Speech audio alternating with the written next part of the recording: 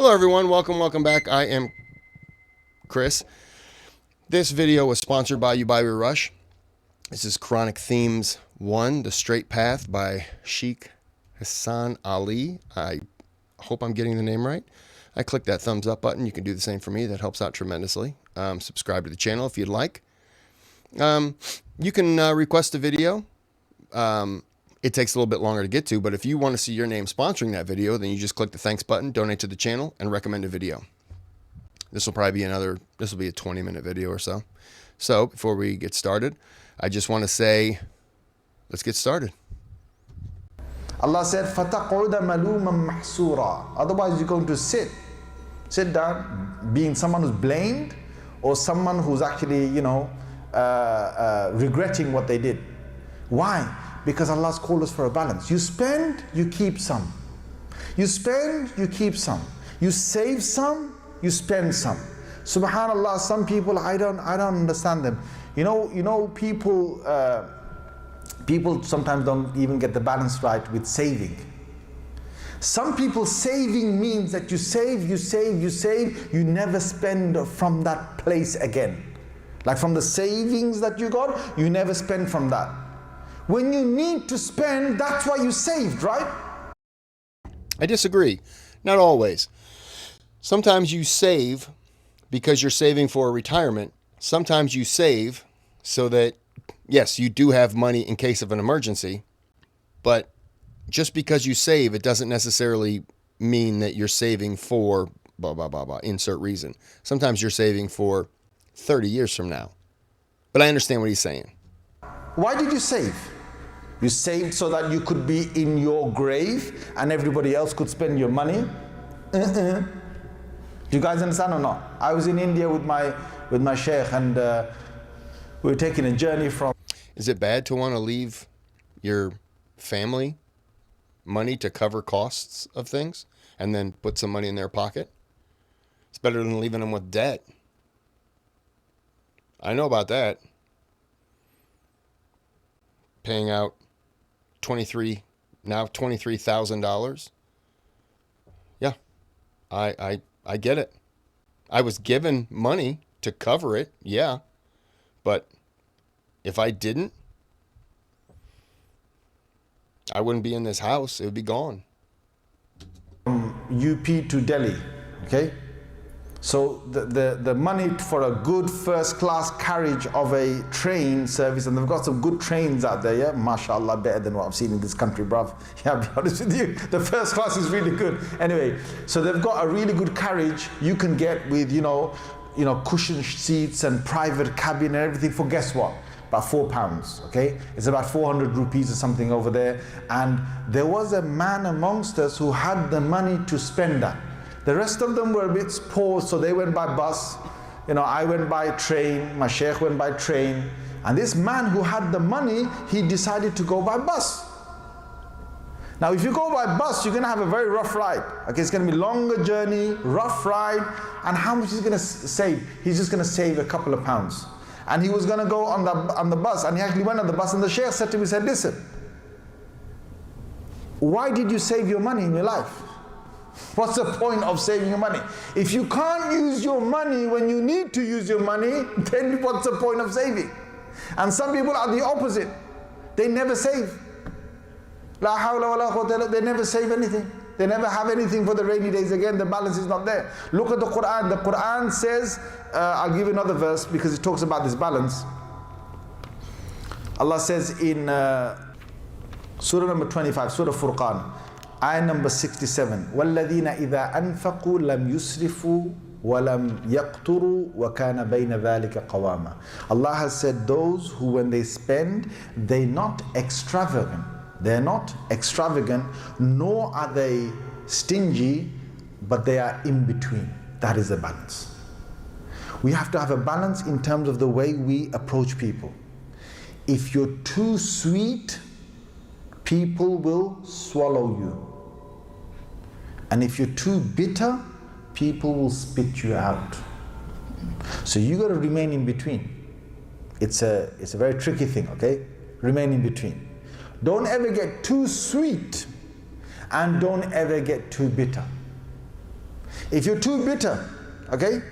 Allah has said in the Holy Quran, this again part of our balance, okay? Allah has said, this is in Surah Ali Imran, Surah number 3, ayah number 159. فَبِمَا رَحْمَةٍ مِّنَ اللَّهِ لِنْتَ لَهُمْ. Out of the mercy of Allah, O Prophet, you're someone who is gentle towards the Sahaba. وَلَوْ كُنْتَ فَظًّا غَلِيظَ الْقَلْبِ. Had you been stern, hard-hearted, لَنْفَضُّوا مِنْ حَوْلِكَ. They would have run away from you. Guaranteed, anyone who's out there always like, you know, hey, you know, some people, that's how they talk. Okay, when they go home and sound like, hey, yeah, they're always raising their voice, always shouting, always, you know, saying something here, saying something there. Guaranteed, their children are not bouncing on top of, you know, him or around him. Guaranteed, children don't want to see daddy. Children don't want to see, even if it's a mother doing that, children don't want to be nearby. Or even a wife doesn't want to be nearby, or somebody else doesn't want to be nearby. Why? Because the Quran has said you get the balance wrong, then that's what's going to happen. But the opposite is true as well. If you become too soft, people will swallow you, man. People will swallow you. People will take you towards themselves. People will use you. People will put them in their own agenda. People will take you for a ride. It's in the Quran. Okay, sorry about that. When you're dealing with a terrible family member, it just, it annoys you. Back at it with the worthless sister. So everything is settled, but I have a car that she was a co-signer for because I didn't have credit back in 18. She demanded to get paid off. I paid it off. I had 2 months left. She wanted this transponder they gave me for Christmas. I couldn't use it. Fine, gave it back to him. Ended up giving in to all the stuff that she wanted. Well, the title got sent to her, and I told him to send it to me. She's now refusing to hand it over because she says, no, it's mine. So I'm like, okay, I guess we're going to go to court then. Which means I'll probably lose the house and all that stuff, but I just don't care. I really don't care. I'm just done. Done. It's my turn to be a jerk now. And that's fine. Because Allah has warned the Prophet ﷺ about this as well. This is in the 15th juz of the Holy Quran, and this is in Surah number 17, 1:7, and Allah has said in Surah number 17, ayah number 74, وَلَوْلَا أَن ثَبَّتْنَاكَ لَقَدْ كِدْتَ تَرْكَنُوا إِلَيْهِمْ شَيْئًا قَلِيلًا. If I as Allah had not kept you firm, then you would have drifted towards them a little. You would have become gently going inclined towards them. Allah has said many places in the Holy Quran, وَلَا تَرْكَنُوا, don't incline towards them this way. Allah has said, وَلَا تَتَّبِعْ أَهْوَاءَهُمْ, don't fall in a position where you're following the whims and desires of these people. There's got to be a balance. And subhanAllah, Islam has given us that balance, which is whether you love or you hate, you keep a balance. Don't ever love someone too much, don't ever hate someone too much. Keep the balance. The hadith of the Prophet ﷺ, أحبب حبيبك هونما عسى أن يكون بغيضك يومما. The Prophet ﷺ says in a hadith of Tirmidhi, love your beloved in a moderate way, lest one day your beloved becomes someone that you dislike, you hate. And then he said, أبغض بغيضك هونما عسى أن يكون حبيبك يومما. Hate the person you hate them moderately, lest one day the person you hate becomes your beloved. Okay, there's a balance here, which is when you love, you have to love moderately. I'll give you an example. Look, when Rasulullah sallallahu alaihi wasallam loved Aisha radiallahu anha, who he loved his wives, he did it in a balanced way. He never gave too much love, and he never gave too less love. He gave the right balance. So whenever there was an issue with him and Aisha radiallahu anha, he was always able to maintain his position. Now let me explain this a little bit more, because some people are like, well, what's that got to do with me, bruv? Yeah. Just want to say, if I hate, it's for eternity. And there is no getting back into those graces. And I'm not just I'm not referring to her. I'm referring to anybody in those situations. There's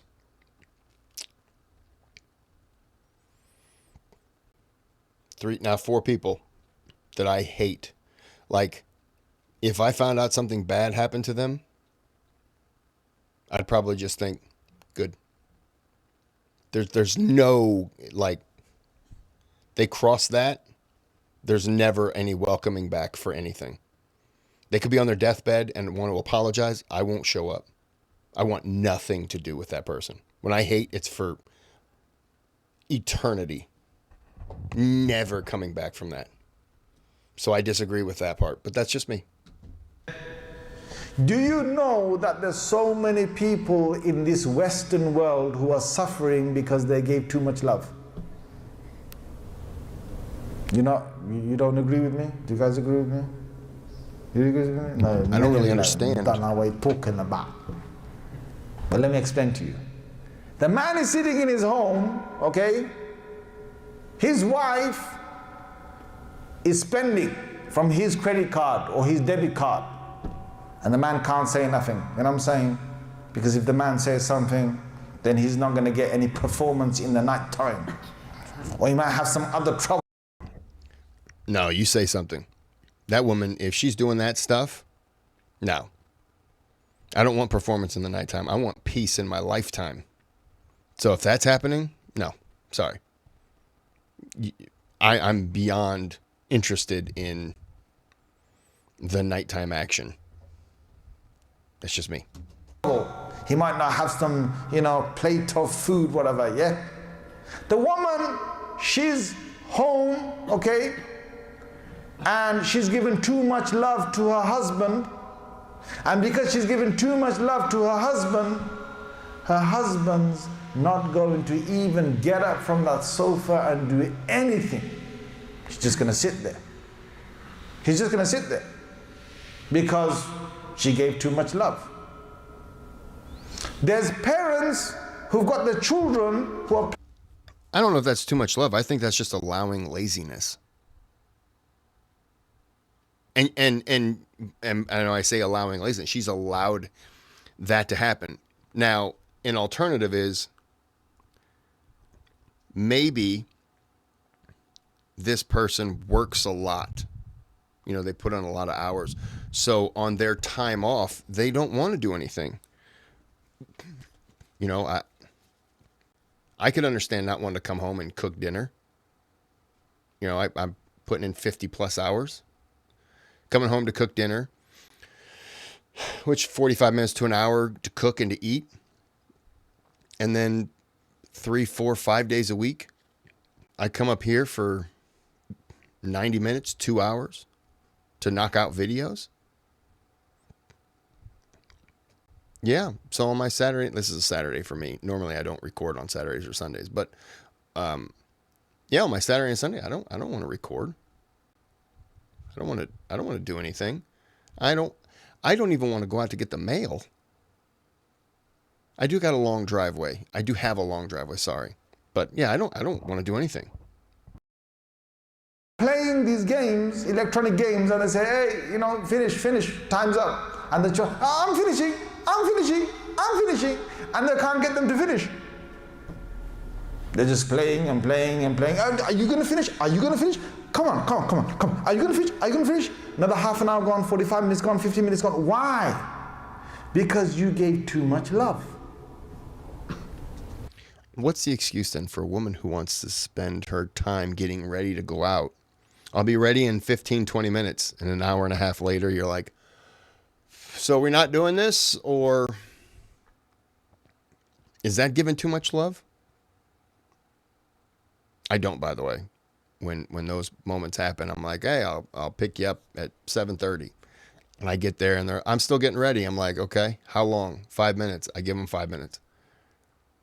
If they're not ready in 5 minutes, oh, the kid right here is going to be eating dinner by himself, and that's fine. If you can't get your child to listen to you, if you can't get someone in a household to listen to you, it probably means that you've put yourself in a weak position because you gave too much love. And I'll tell you, I'm not just saying this. We suffer in this part of the world with too much love. And in the other part of the world that we came from, they suffer with too less love. Do you guys understand?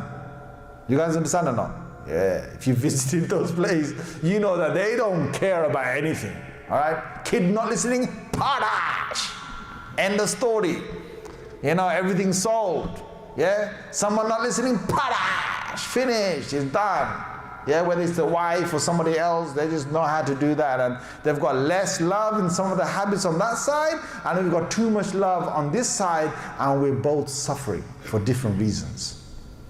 Because in your love, if you give too much, guaranteed you're going to suffer in the long term.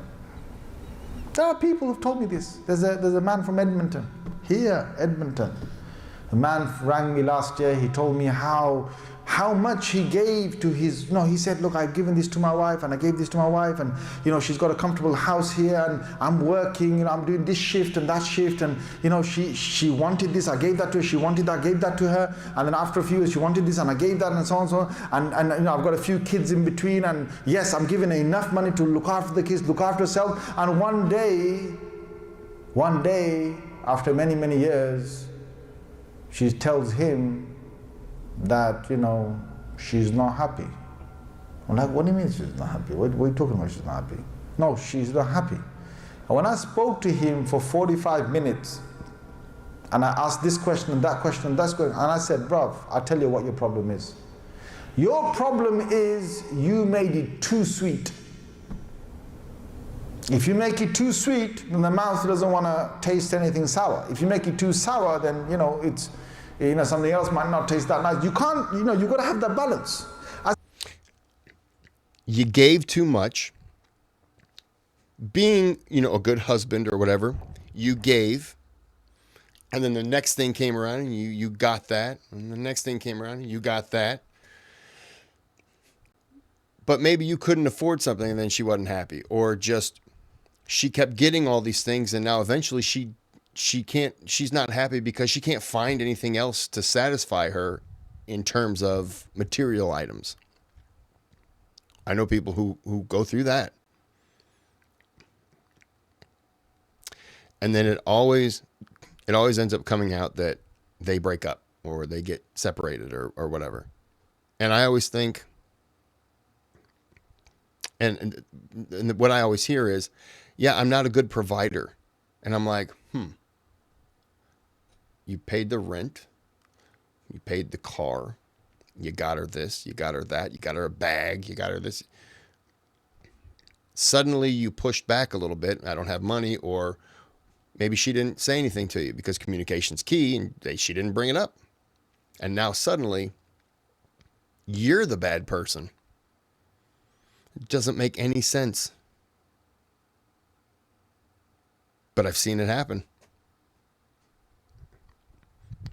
And I am not one of the people that will buy you this and then buy you that, because I'm not interested in buying your happiness, buying your love, buying your support.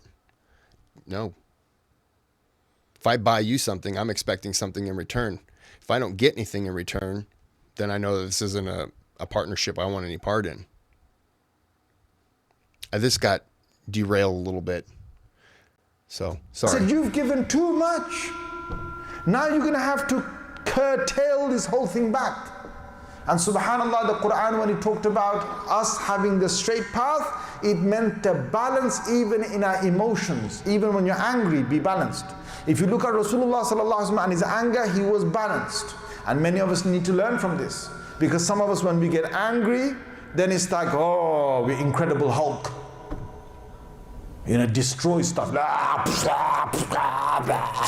Right? No sense, okay? He's angry, he's gonna smash plates, he's gonna wave his arms, he's gonna probably hit something, punch the wall, punch a door. Incredible what does that do to you, bruv? You're embarrassing yourself. And some other people, when they, some other people, subhanallah al-azim, they get angry and they just sit there. They get angry, they sit there. All the anger is festering in here, festering in there, and they're complaining to people, but they don't solve their problem. They don't stand their grounds. The Quran has taught us that we have a balance. You get angry, you have the right to get angry. And you got to keep your stance. And the Quran has spoken about this. So for example, there are many times when Rasulullah sallallahu alaihi wasallam had to stand his grounds. And they came to the Prophet sallallahu alaihi wasallam and they challenged him. And the Prophet sallallahu alaihi wasallam had to stand his grounds. He said something, he meant it, that's it. These are the lines and you don't cross these lines. And subhanAllah, we have to learn from this. Because some people, whatever line you draw, people are always going to challenge you to try and move the line a bit back. And they're always going to challenge you to try and move the line a bit back. So in the gathering of the Prophet ﷺ, some of them started to ask him questions and questions and questions and questions. When people challenge you to move that line, my opinion, this is just me, but when people make that challenge to you, they're not doing it because they respect you. They're not doing it because they trust you. Think of it like this. You're in school. We've all been in school, right? You're a little kid. Maybe you move to a new school or something like that. There's a bully.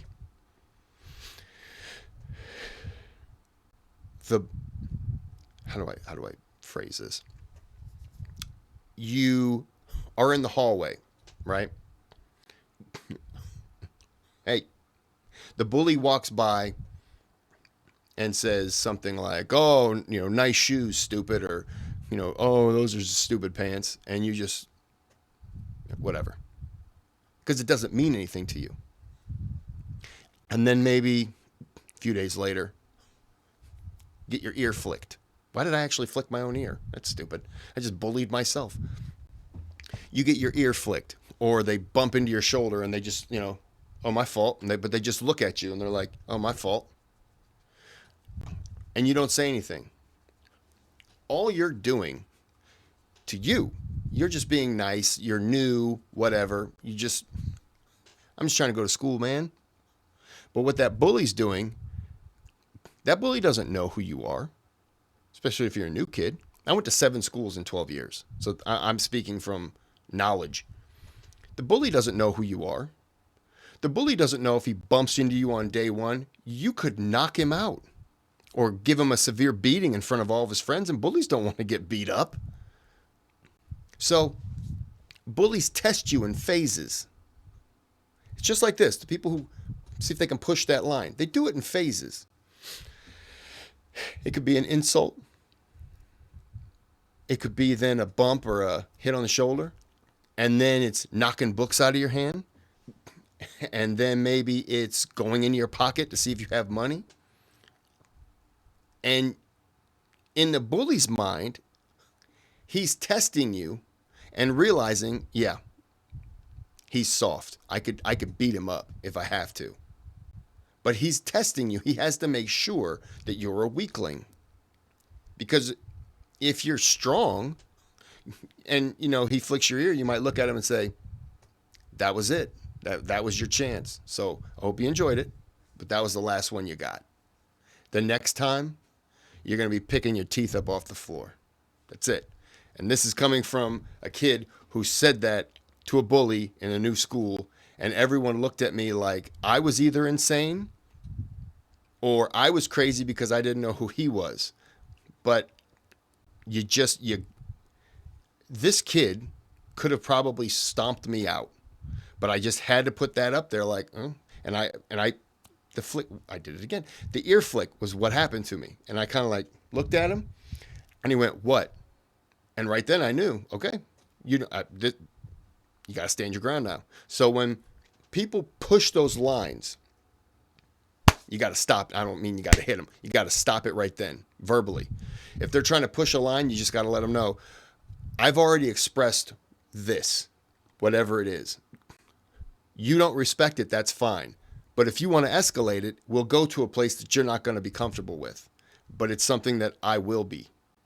You just got to let them know, even if you don't want to fight or anything like that, you just got to let them know you're taking it to a level, but what happens is on you. So just buyer beware. You're about to buy something that you're not going to like. So you just, when they test that line, you just got to let them know, nope.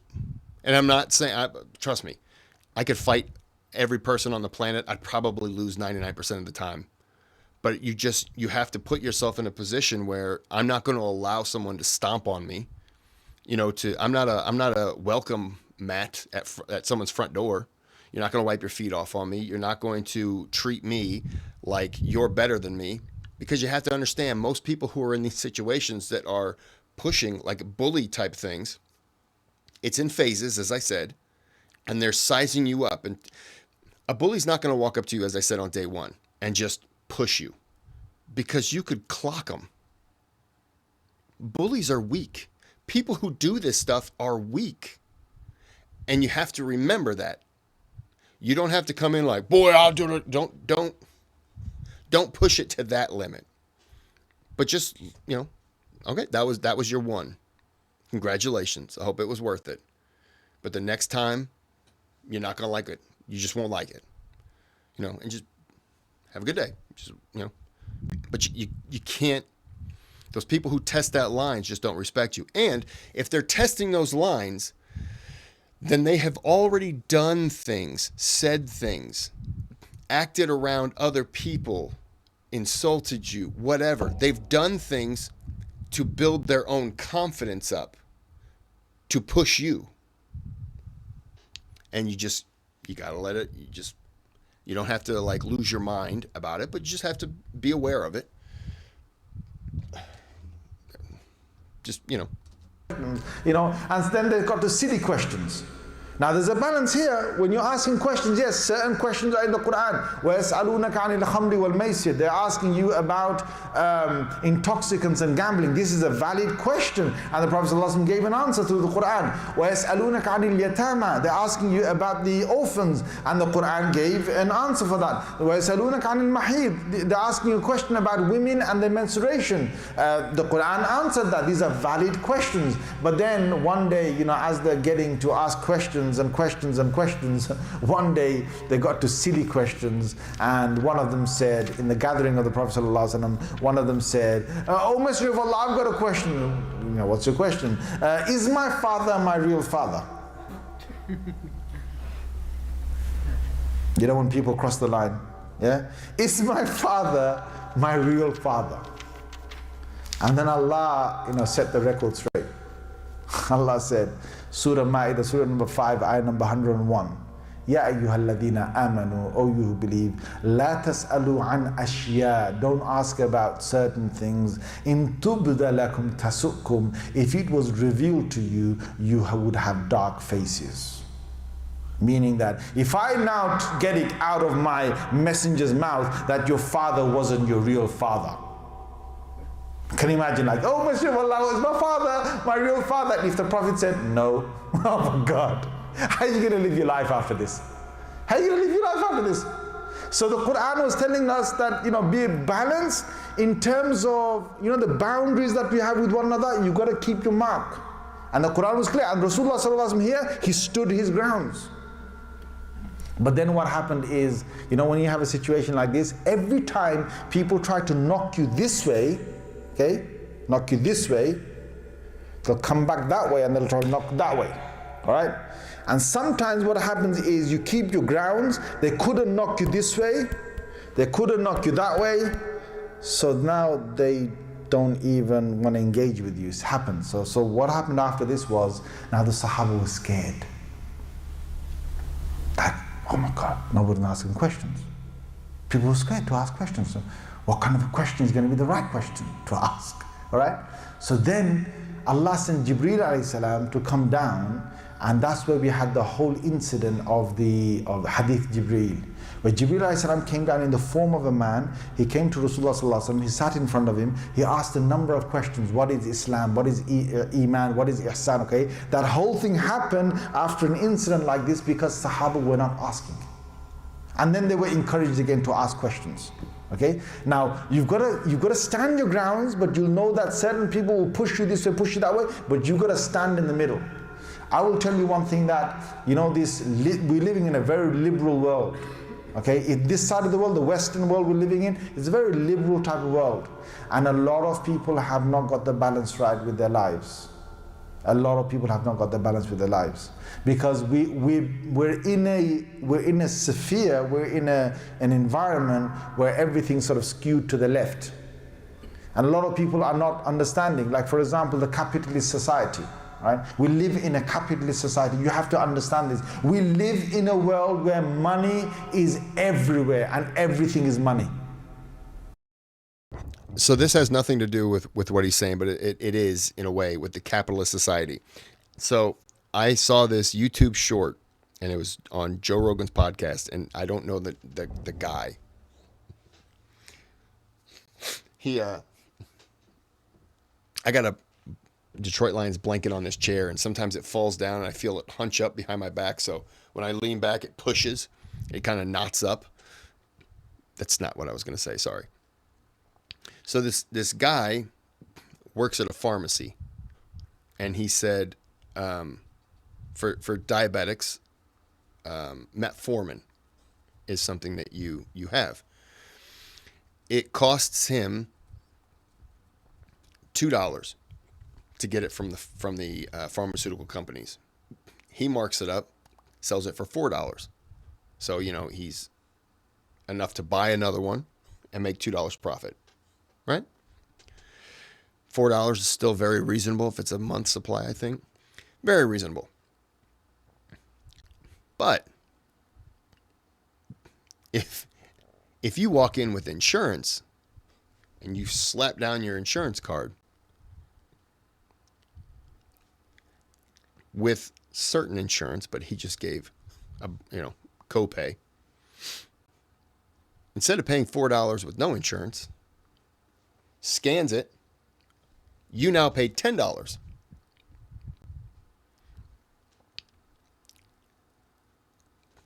$7 of that goes back to the insurance company, and he makes $3. So he makes $1 less, basically $1 less of profit. He makes $3 now instead of $4. The pharmaceutical company makes $7. I'm sorry, the insurance company gets $7, which you're already paying them a month. You're paying a monthly fee for the insurance, and they're making money off of you using their insurance card. And the guy said, I have a gag clause. So instead of telling the customer, hey, you can pay $10 with your insurance, or you can pay $4 without it. What do you want to do? But he has a gag clause, and he can't legally say that. He can't tell them that. Now, I used to get some prescriptions from this place, Kroger, and they had a thing called Net Care Service, and they had a Net Care card. I didn't have insurance at the time. I was getting this medication. I got sinus infections all the time back then. So I was using this, my office visit for my doctor was $75. I was getting them every 6 weeks. So I was being treated, but it obviously wasn't working. So I was paying $75 office visit about every 4 to 6, maybe 8 weeks.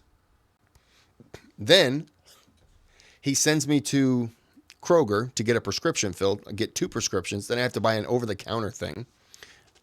The whole thing was costing me another $50 at the store. So I'm paying $125 every month, 6 weeks, 8 weeks, to get this treated, just in the sinus cavity, to get it treated, only to have to go back and do it again And I'm like, switch me up, do something, because you give me the same thing. It's not getting rid of the problem. It's getting rid of the buildup, but whatever, the infection's still there. When I was in there one time, this pharmacy person at Kroger said, "Do you have insurance?" And I said, "No, this kills me." And he said, "I'm going to sign you up for our net care service." I said, "Okay." He goes, "We don't have a card on hand, but we have the card on file in your account. So every time we scan something, done." I said, "Okay, cool. That works for me, as long as you have it in your system." And it's also, I think, an incentive for you to keep coming back to that pharmacy at that store. So I was like, cool. I went and had another one. Went back there. They scanned everything. When I said the $50, my over-the-counter thing was like $7.99. Let's just round that up to $10. So I was paying $40 in 2 prescriptions. I put down the Claritin D to drain, got my 2 prescriptions, and he goes, "Okay, that's going to be $11. And I'm like, wow, the price of this Claritin D really went up. And he goes, "No, it didn't. It's still $7.99, I was like, what? He goes, "Yeah, these 2 other things, basically it's like $2 for both of them." And I was like, wait a minute. I was paying $50 before, and now I'm paying $11. And he goes, "Hmm." I go, "Where is this $39 going?" And he goes, "Dude, I have no idea." But I'm just like, wow. Then I got health insurance. Still had a thing. Went to the doctor. My office visit was no longer $75. It was $30 because of my copay on my fee on my card. I go and get these things, and I go to lay down my card, and he scans it. He goes, "All right, it's $25. And I go, "Oh, no, I don't want to do that." And he goes, "Well, I see you have this is a different guy. He goes, "I see you have a net care thing on there. You want to try that?" And I was like, "Yeah, just delete my insurance card on there. Don't do that." So he deletes that and pumps it up, and he's like, "Yeah, it's $11.50. And I was like, "Yeah, let's just go that route." So it was cheaper for me to not use my card than it was, and to use their healthcare thing than it was to use my own. The only benefit was it knocked down my office visit. Capitalism is weird, man. Sometimes you just like, it doesn't make sense. It just doesn't make sense. That's the kind of world we're living in. Like, if you don't earn your monies and if you don't have enough to pay your bills, then you're not on the grid. You're not going to be on the grid. So what has happened is people have lost their balance. People have lost the balance in terms of their ibadah. People have lost the balance in terms of focus of the akhirah. People have lost their balance in terms of getting so much freedom that they basically just lost themselves. There's a balance. The Quran has said, okay, one is you're a abd. You're a servant, all right, or a slave of Allah Azza wa Jal. Okay? The Quran has said that, abd. He has given us the whole thing of us being ibad. But the Quran has given a balance, which is the Quran has also recognized that we also have to have our own rights and our own rest. So the Quran has talked about it. The Quran said, look, you've got necessities in you. So for example, you've got a need inside you, that a sexual need inside you. The Quran has said, okay, fulfill it through marriage, fulfill it through nikah and through marriage. The Quran sees the need that we've got inside us, so the Quran has given us, okay, fulfill that. But the Quran has also said you've got responsibilities. It gives a balance. The Quran has seen the need for us to have children, to have progeny after us. But the Quran has said, okay, have your children, have your moments of, kuchi kuchi ku, But at the same time, the Quran has told us that you've got responsibility. That these children now are amana, they are a responsibility on you. You can't just have children and not be responsible for them till they grow up. You need to have that responsibility. Now, subhanallah al-azim, in every aspect of our lives, what you will see is this part of the Quran where it says, Ihdina sirat al-mustaqim, there is a balance that's needed. And where do you find the balance? I said to you earlier, two things. Number one, the Quran. How? Because you know when you look at Alif Lam Mim, Allah Azza wa Jalla has started the Quran and we say Alif Lam Mim and then ذَلِكَ الْكِتَابِ. Anyone know what ذَلِكَ means? What does ذَلِكَ mean in Arabic? Anyone tell me ذَلِك, not هذا but ذَلِك. What does ذَلِك mean? That. What does هذا mean? This. The Quran starts by saying ذَلِكَ الْكِتَابُ لَا رَيْبَ فِيهِ. That book. Okay, there's no doubt in it. Now why would Allah say that?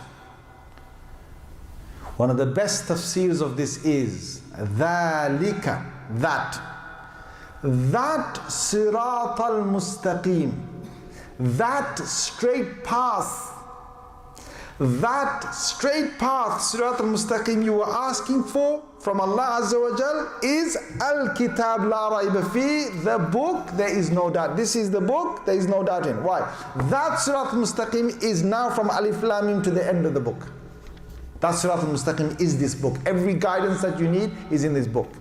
And the second thing that you need is Rasulullah sallallahu alaihi wasallam's life. The more you study Prophet sallallahu alaihi wasallam's life, the more you see a balance. And the beauty of looking at Rasulullah sallallahu alaihi wasallam's life is that you recognize that subhanallah, our Prophet sallallahu alaihi wasallam was an all-rounder. He was in every aspect of his life, subhanallah. Look, he had friends, he had family, he gave his balanced time to his friends, balanced time to his family, balanced time to Allah, balanced time to himself. He balanced it all. That's the beauty of looking at Rasulullah sallallahu alaihi wasallam's life. You have a balance. And I will tell you one thing, my friends. You know, in this capitalist society that we're living in, you know, I feel sorry for a lot of people out there who've lost their balance. Because of money, because of them being driven by the capitalist society, they are heading for a waterfall. They're heading for a waterfall and they don't realize it. Brother, my sister, you need to earn money, yes, but there's a life on this earth you need to have for yourself as well. That's a great spot. I'm going to go back a little bit. Yeah, it's true. I do 50 plus hours. Then I spend another 12 to 15 doing videos. I haven't read a book and finished it in 3 years.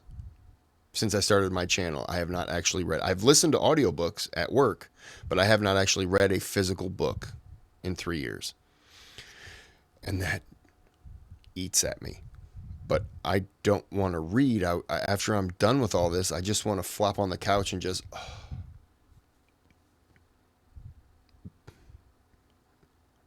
And I know the balance would be for me to just do would be just to do my 40 hours. And then I have more time to do 2 videos on one day and then read at night. You know, go to bed and read. But it's difficult. The balance is difficult.